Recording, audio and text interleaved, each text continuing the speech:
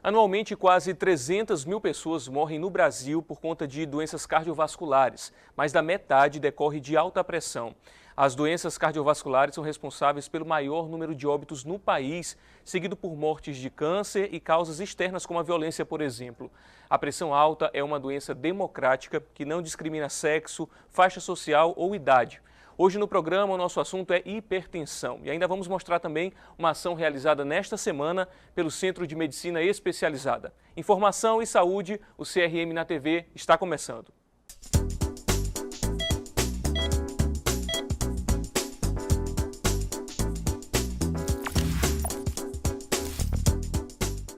Segundo a Sociedade Brasileira de Hipertensão, a SBH, todos os dias morrem 820 pessoas vítimas de alguma doença relacionada ao coração.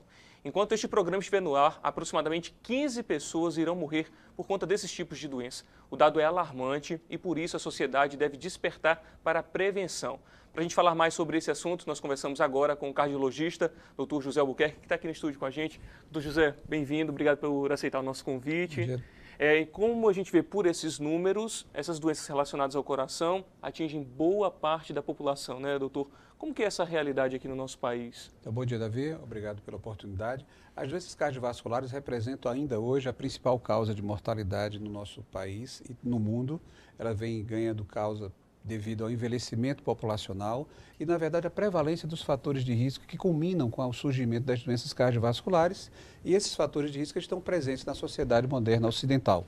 Então, tabagismo, sedentarismo, excesso de peso, hábitos alimentares incorretos, situações de estresse permanentes, tudo isso concorre para o aparecimento das doenças cardiovasculares, associado ao envelhecimento da população, que faz com que essas mesmas doenças cardiovasculares se expressem de uma maneira mais intensa. Então, a soma dos fatores de risco mal controlados, mais o envelhecimento populacional, tem levado a que essas doenças cardiovasculares assumam o primeiro lugar de mortalidade e morbidade entre as doenças gerais.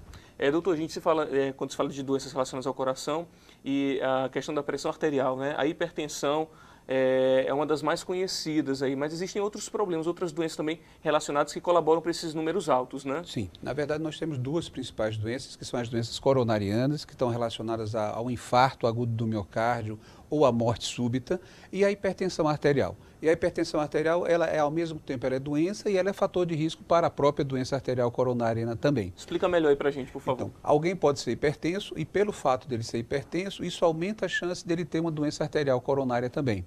Isso aumenta a chance dele ter um acidente vascular cerebral, um derrame, popularmente falado. Isso aumenta a chance dele vir a ter um problema nos rins, se a pressão não for bem controlada. Então, a hipertensão, ela é uma doença por si só e, ao mesmo tempo, ela é um fator de risco para outras doenças, incluindo outras doenças cardiovasculares. Então, as doenças coronárias têm a maior prevalência e, em segundo lugar, nós temos a hipertensão como a doença cardiovascular mais importante. E como que a gente pode identificar, doutor, ou classificar o que é a hipertensão? Muito bem. A detecção da hipertensão arterial, ela é muito fácil de fazer, ela é muito simples. Ela depende basicamente de você aferir a pressão, medir a pressão arterial. Isso deve ser feito dependendo da sua idade, dos fatores de que você tem, a intervalos regulares. Então é necessário que o indivíduo vá até algum posto de saúde ou vá até o seu médico e que faça a aferição da pressão. E se ele tiver a pressão acima de 140 por 90, popularmente 14 por 9, em mais de uma ou duas ou três situações, esse paciente então é considerado hipertenso. Então ele tem um diagnóstico da hipertensão e a partir do diagnóstico da hipertensão, ele tem que fazer o tratamento da hipertensão. O tratamento da hipertensão ele envolve dois grandes aspectos. Um que está relacionado ao uso de remédios e um que está relacionado ao não uso do remédio, chamado tratamento não farmacológico, que justamente são as medidas de correção dos estilos de vida não adequados. Então, aquele indivíduo que ele é obeso, ele precisa perder peso. Se ele come uma dieta com muito sal, ele precisa reduzir a quantidade de sal. Se ele não faz atividade física, ele precisa passar a fazer atividade física. Se ele fuma, ele tem que parar de fumar. Se ele tem uma ingesta de álcool muito elevada, ele precisa reduzir a sua ingesta de álcool. Então, essas medidas chamadas não farmacológicas, em alguns pacientes, no início da doença, podem, muitas vezes, atrasar a necessidade do início do tratamento com remédios. Tá?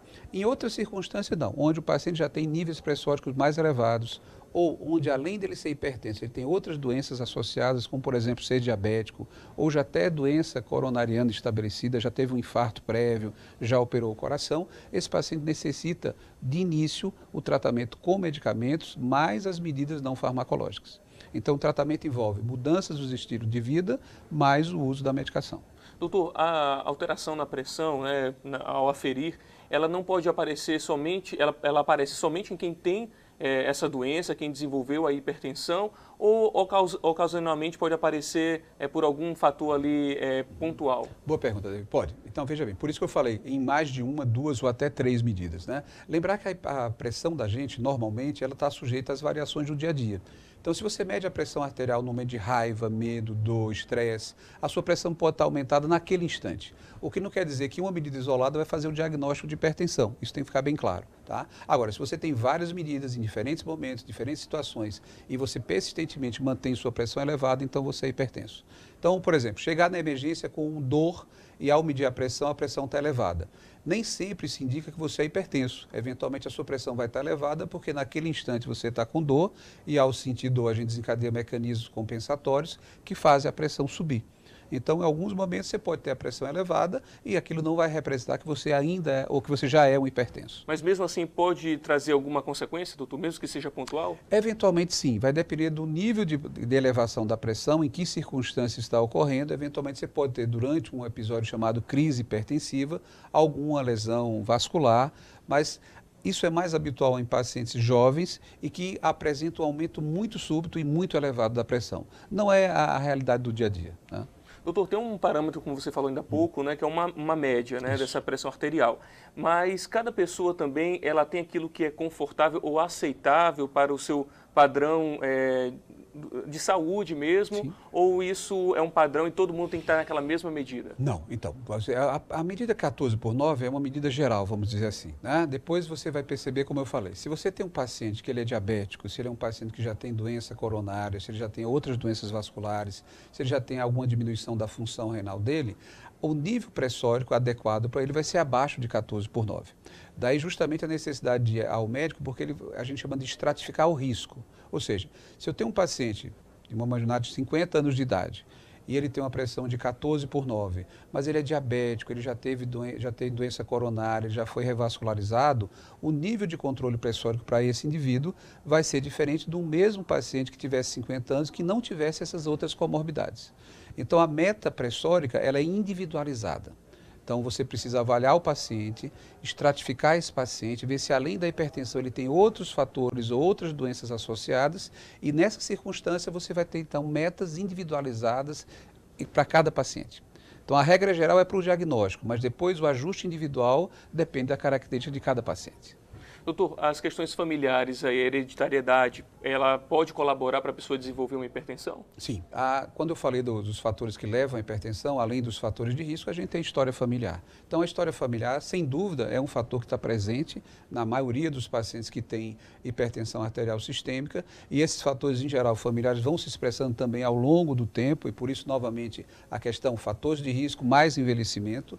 E se você nasce, então, numa família que o pai é hipertenso, a mãe é hipertenso, irmãos hipertensos, a sua chance de hipertensa é muito maior do que se você nasce numa família que não tem ninguém hipertenso. Porém, isso não significa que se você é de uma família que não tem ninguém hipertenso, você não possa vir ser o primeiro hipertenso dessa família. Então, a história familiar é importante quando a gente faz a anamnese para já estratificar o risco daquele indivíduo. Então, se ele tem história de doença familiar, ele tem uma maior chance de vir a desenvolver hipertensão do que alguém que não tem.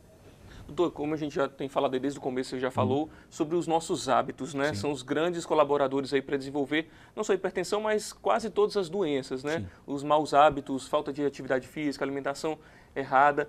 Mas quando a gente fala sobre isso, a gente fala de uma coisa que foi prolongada ao longo da vida. Se a gente olhar para as crianças, elas também podem desenvolver hipertensão, já que ainda não tem um tempo de vida assim, para desenvolver hábitos que não sejam tão saudáveis? Sim, em dois aspectos. Então, lembrar que assim, quando nós falamos de hipertensão, aqui a gente fala basicamente de adulto, a gente tem que lembrar que você pode ter hipertensão em pacientes adultos jovens, onde a gente vai ter causas específicas que levam à hipertensão. Então, de um modo geral, quando nós falamos de hipertensão, a gente vai chamar esse termo de primária, que é aquele indivíduo que não tem uma causa específica que o torne hipertenso. Ele é hipertenso porque ele tem história familiar, ele é hipertenso porque ele tem os fatores de risco associados, e ele então se torna hipertenso até porque ele foi envelhecendo e ficou hipertenso. Mas, eventualmente, eu vou ter um paciente muito jovem que se apresenta hipertenso. E, eventualmente, esse paciente tem uma causa específica que está levando a ser hipertenso. Pode ser um tumor no rim, pode ser um tumor produtor de algumas substâncias que levam a ficar hipertenso. Pode ser um paciente que nasceu com alguma cardiopatia congênita, por exemplo, a coartação da aorta, e que, uma vez identificado essa situação nesse paciente jovem, eu consigo tratar a causa específica. Essa é uma segunda situação. Quanto às crianças, na verdade, as crianças hoje, os adolescentes, elas sofrem do mesmo mal da sociedade ocidental. Então, a gente tem cada vez mais crianças obesas, sobrepeso, inatividade física, hábitos de usar muito as mídias, então faz pouca atividade física, dieta inadequada, um consumo exagerado de sal que a nossa dieta ocidental tem. Então, os jovens e as crianças hoje, elas estão sujeitas aos mesmos fatores de risco. E se elas estão sujeitas aos mesmos fatores de riscos, e se elas têm uma história familiar também importante, eventualmente elas também vão desenvolver hipertensão numa fase precoce da vida. Ok, doutor, a gente vai conversar mais sobre esse assunto, tem muita coisa ainda para perguntar, mas a gente vai fazer um rápido intervalo. Aproveito para convidar você para comentar e participar com a gente através das redes sociais. A gente está lá no Facebook e também no Instagram. O CRM na TV volta já.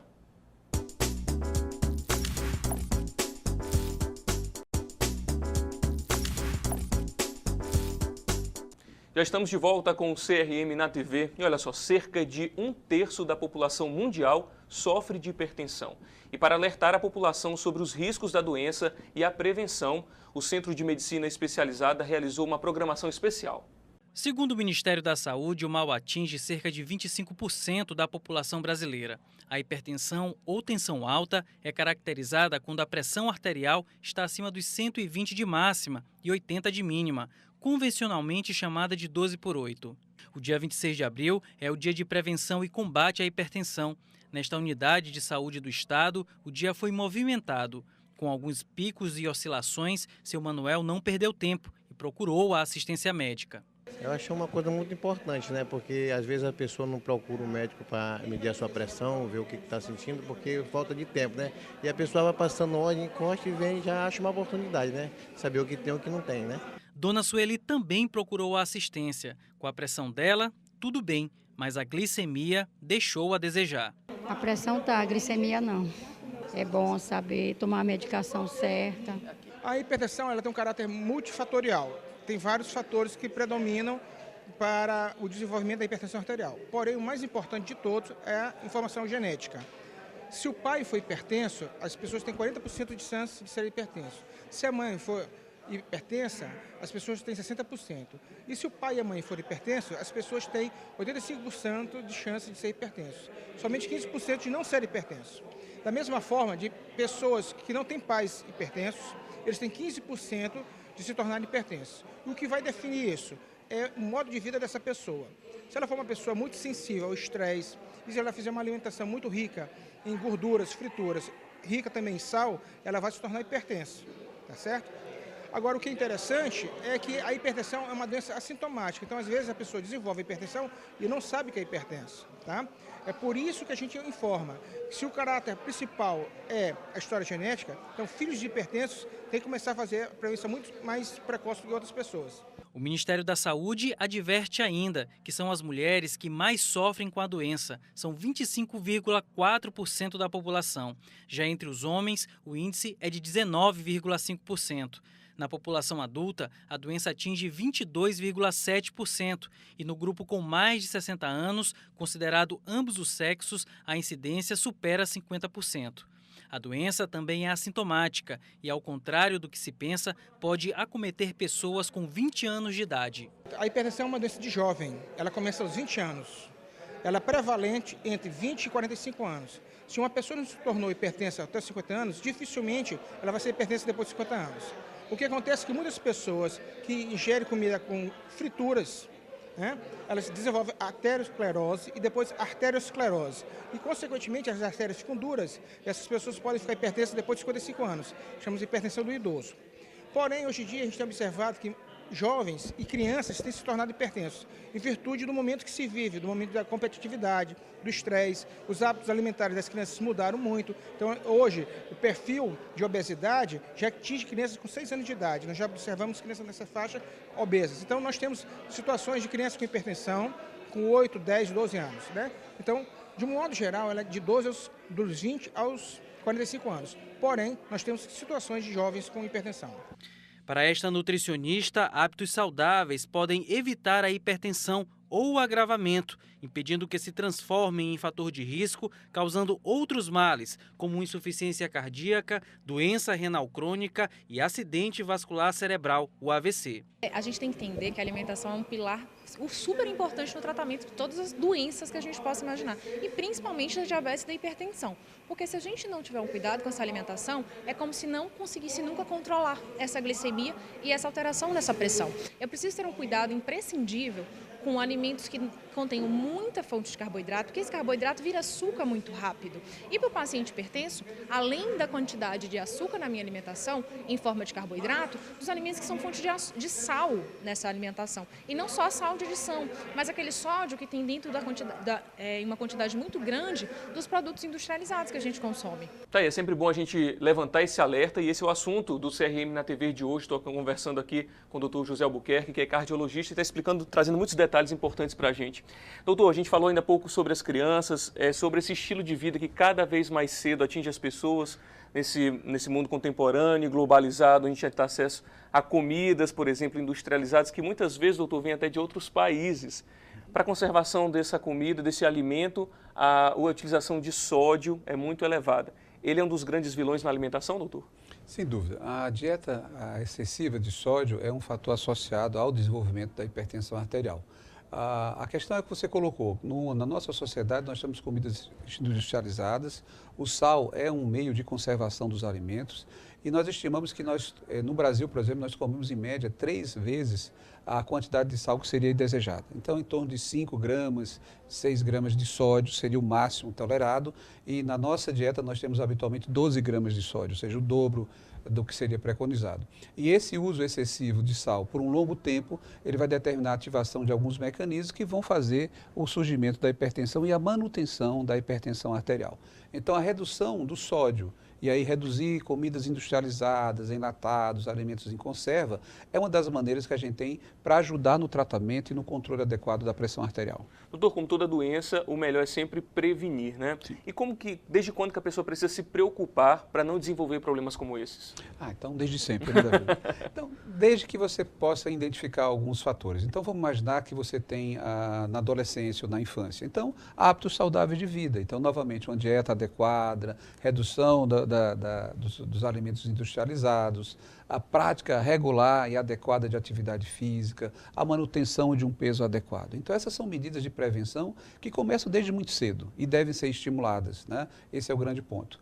Mas sempre é um ponto de começar. Então, se você não está fazendo agora, você pode começar hoje, né? A grande dificuldade é que todas essas mudanças de estilo de vida, não só para a hipertensão, como para outras doenças crônicas, elas envolvem uma certa necessidade de que o indivíduo se conscientize de que ele precisa sair da sua zona de conforto. Então, é muito comum no consultório, eu não tenho tempo para fazer atividade física. Ora, o tempo para fazer atividade física ele tem que ser arranjado de alguma maneira. Se você tem uma jornada de trabalho regular, 8 ao meio-dia, tem uma hora de almoço 14 às 18, ou você vai fazer atividade física antes de começar seu trabalho, ou você vai fazer atividade física após o seu trabalho.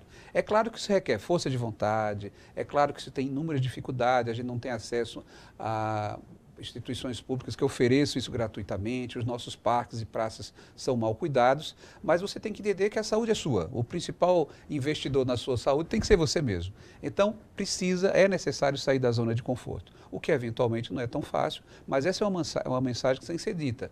Você cuida da sua saúde, né? Então você tem que arranjar algum horário para estabelecer momentos de fazer isso. Isso está não só relacionado à atividade física, está relacionado também à mudança dos hábitos de dieta, o que também não é tão fácil, né? Nós dispomos, às vezes, come muito fora, as comidas que a gente come fora não dá para escolher muitos locais, mas naquele momento que você puder, no seu final de semana, você pode tentar adequar de alguma maneira a melhor dieta que seria possível para você.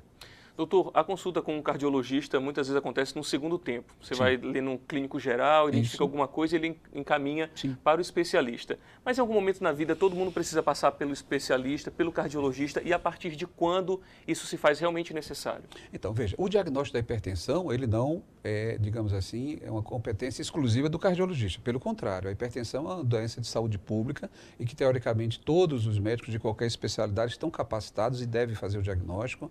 Os demais profissionais de saúde também podem fazer esse diagnóstico. Inclusive, no tratamento da hipertensão, nós advogamos o tratamento que tem que ser multidisciplinar. Então, quando você consegue inserir um paciente hipertenso num programa de apoio multidisciplinar, onde você tem enfermeira, assistente social, farmacêutico, educador físico, a adesão e a rapidez com que esse indivíduo consegue controlar a sua pressão é muito maior do que quando ele é tratado isoladamente por um único profissional.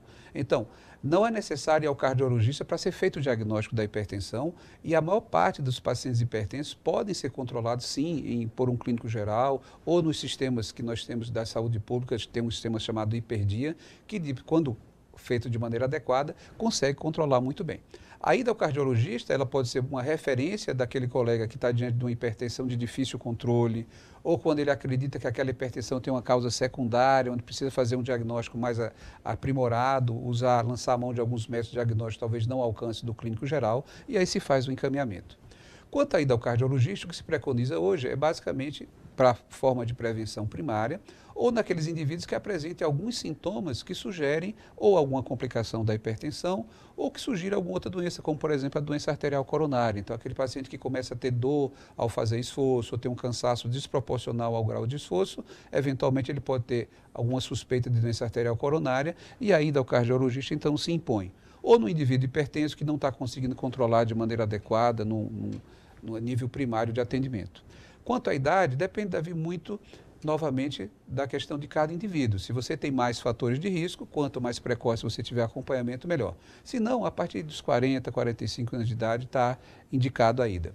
E lembrar só um detalhe que é importante, é que hoje muita gente vai fazer atividade física, né, a onda disso, e vai às academias e se matricula e começa a fazer atividade física sem ter uma avaliação prévia médica. Então, esse é um ponto a ser chamado a atenção. Então, mesmo que você seja assintomático, se você se decidiu por passar a fazer uma atividade física regular, o ideal é que você faça uma avaliação médica previamente ao início da sua atividade física. A gente teve até recentemente alguns casos, né, doutor, que pessoas se submeteram a atividades de maneira excessiva, né, e acabam até perdendo a vida. Aí, Davi, na verdade, mas é um outro ponto, a gente pode até abordar superficialmente. Na verdade, são pessoas que já treinavam. Isso, na verdade, existe uma denominação chamada coração do atleta.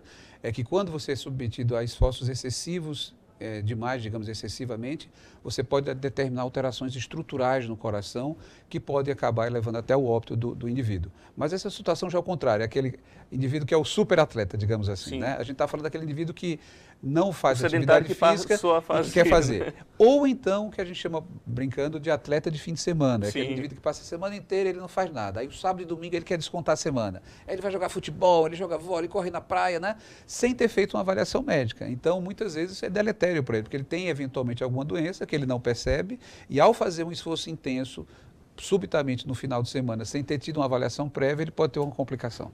Então, isso foi até importante a gente diferenciar essas duas situações, para o pessoal em casa entender melhor.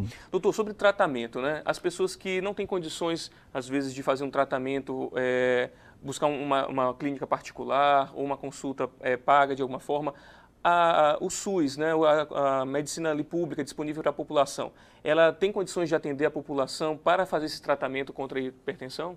Veja, Davi, de novo, nós temos duas vertentes. Um tratamento que é o não farmacológico, ele está ao alcance de todos, que é a mudança dos estilos de vida, a prática da atividade física, a redução do sal, com as dificuldades que nós já comentamos.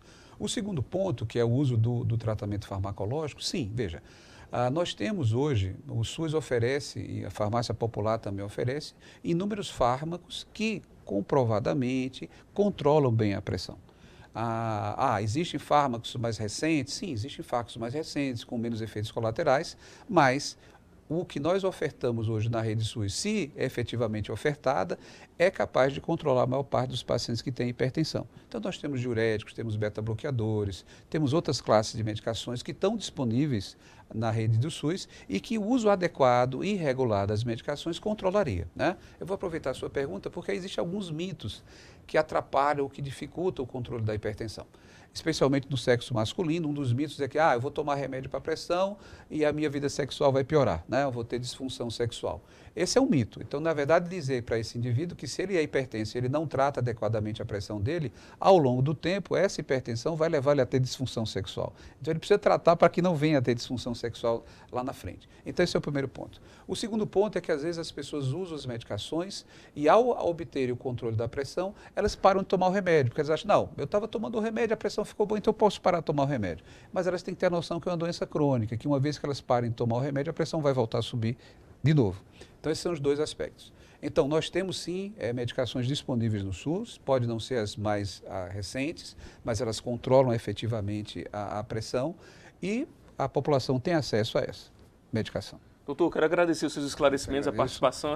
A gente sabe que é um assunto que ainda Vastíssimo, gera muitas dúvidas, precisaria de mais de um programa para conversar, mas já foi importante a gente trazer esse assunto à tona e despertar a população para ter uma vida mais saudável, né? Perfeitamente. Muito obrigado, Eu que doutor. agradeço, Davi. Obrigado. Bem, você que esteve com a gente nessa tarde, a gente quer agradecer a sua participação e a sua audiência. O CRM na TV fica por aqui, mas antes de me despedir, eu peço para você participar com a gente nas nossas redes sociais. É só procurar CRM-MA lá no Facebook e também no Instagram. Obrigado pela sua companhia, aproveite bem seu fim de semana e a gente se vê no próximo sábado, à 1h da tarde.